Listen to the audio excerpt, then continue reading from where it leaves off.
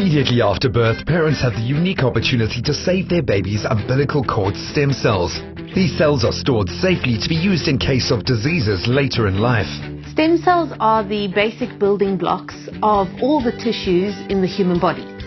When a sperm and egg come together and form one cell, this cell then starts to divide to form a clump of cells, which is the early embryo.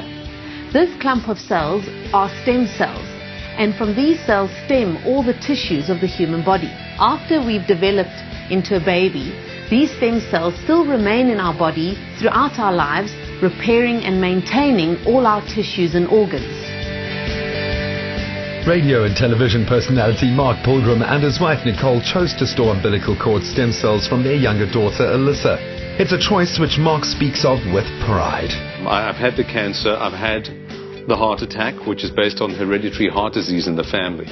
So as a preemptive strike, so to speak, one of the things I did was I made sure that I stored my baby stem cells.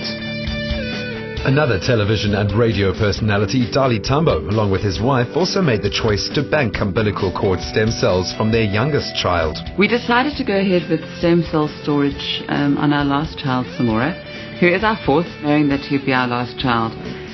The other thing that was quite positive about the stem cell storage is that it can be used throughout the family. So that's both of us and all our three other children if something does arise in the future.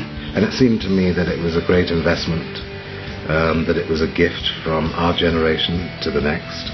Saving your baby's stem cells is an opportunity for your family. Baby stem cells will be a 100% match for the baby, a 1 in 4 chance of tissue matching siblings, and a 1 in 8 chance of the tissue matching parents.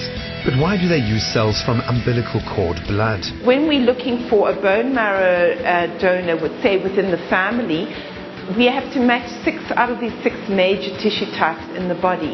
But with the umbilical cord blood, we only have to match 4 out of 6, 5 out of 6, or 6 out of 6. Why do we not need such a perfect match with umbilical cord blood? It's because when we take the blood from the umbilical cord, it's in a newborn baby who has not been exposed to any viruses, bacteria, so the immune system of this baby is immature, and this it does not evoke the same immune response as from bone marrow in an adult. Over 70 diseases can currently be treated with umbilical cord stem cells, with research also being done to treat cerebral palsy and even type 1 diabetes. However, stem cell research also brings with it a fair amount of controversy. An unclear understanding of the negative issues can lead to misinformation for parents. The controversy around stem cell use and therapy has really been around research on embryonic stem cells. And there are moral and ethical issues around that, because doing research on those cells obviously then destroys a potential life. The adult stem cells that we're using in transplants today, in bone marrow transplants and research, have no moral or ethical issues around them. The patient obviously consents to the harvesting of those cells.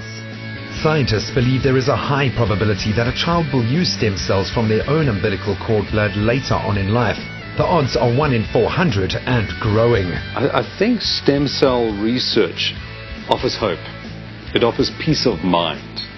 And what they can do with stem cells now is amazing. What they can do in the future is even more amazing.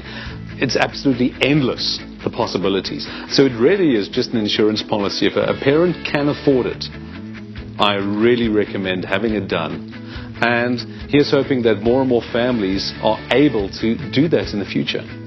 I would tell anyone considering having stem cells, do it. That small amount of money that it costs, you're going to spend anyway on all kinds of things that don't have the power to do for your child what this does.